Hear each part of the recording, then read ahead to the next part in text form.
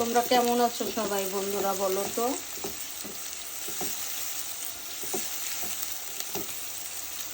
ভাবলাম তোমাদের সাথে গল্প করি আর একটু রুই মাছ ভুনা করি। বড় সড়ো একটা রুই মাছ এনেছিল, তো ভাবতেছি পেঁয়াজ দিয়ে সুন্দর করে একটু ভুনা করি, তাই ঝটপট বসিয়ে দিচ্ছি।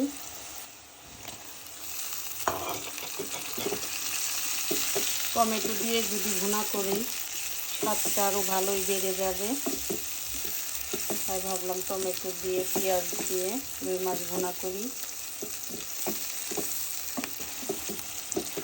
আসলে বন্ধুরা, মনে হয় কি আমাদের মেয়ে মানুষের জীবনটা খুবই ক্রিটিক্যাল। ওই যে একটা গান আছে না, জীবন মানেই তো যন্ত্রণা, বেঁচে থাকতে তো শেষ হবে না। তো এই গানটার সাথে আমাদের মেয়েদের কিছু একটা মিল আছে জীবন নিয়ে। তো এই আর কি, যত গরম থাক, যত অসুস্থই থাক, চুলার পাড়ে তো আমাদের আসতেই হবে, রান্না করতেই হবে। এটা তো আমাদের একটা রুটিন, তো করতেই হবে।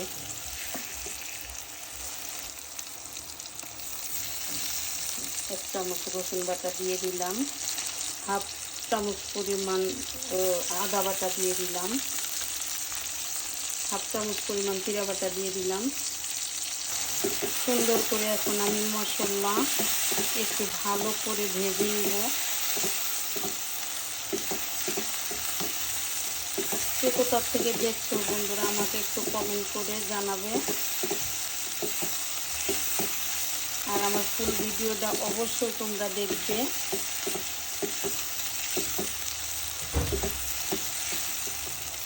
এর মধ্যে এখন কষানোর জন্য একটু পানি দিয়ে দিব হলুদ গুঁড়ো,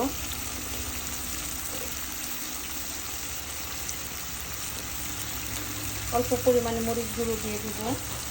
ঢেকে মশলা আমি অল্প কিছুক্ষণ কষিয়ে নিব। ভেজে রাখা মাছের পিসগুলো একে একে দিয়ে দিব। মাছগুলো আমি একটু কষিয়ে নিলাম, এখন রান্না করার জন্য ঝোল দিয়ে দিব। ঝোলটাকে আর একটু শুকাবো, একদমই আঠা আঠা করব। আজকে মোটামুটি ভালোই একটু গরম পড়েছে, আজকে বৃষ্টি নাই। আমাদের এখানে আবার কারেন্টের কাজ চলছে, আমার বাসায় কারেন্টও নাই, মানে সব মিলিয়ে খুব গরমে একদম নাজেহাল অবস্থা। মাছের উপর আমি একটু হালকা জিরা গুঁড়ো দিয়ে দিব। জিরা গুঁড়োটা দিলে হয়তো এই ফ্লেভারটা অনেক সুন্দর আসে। বন্ধুরা, এই যে দেখো, ফাইনালি আমার রুই মাছ টমেটো পেঁয়াজ দিয়ে ভুনা কমপ্লিট। তো আমার এই রেসিপিটা তোমাদের কাছে কেমন লাগলো আমাকে অবশ্যই একটু লাইক কমেন্ট শেয়ার অবশ্যই করবে।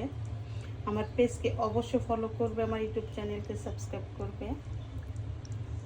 সবাই সুস্থ থাকো, ভালো থাকো, আল্লাহ হাফেজ।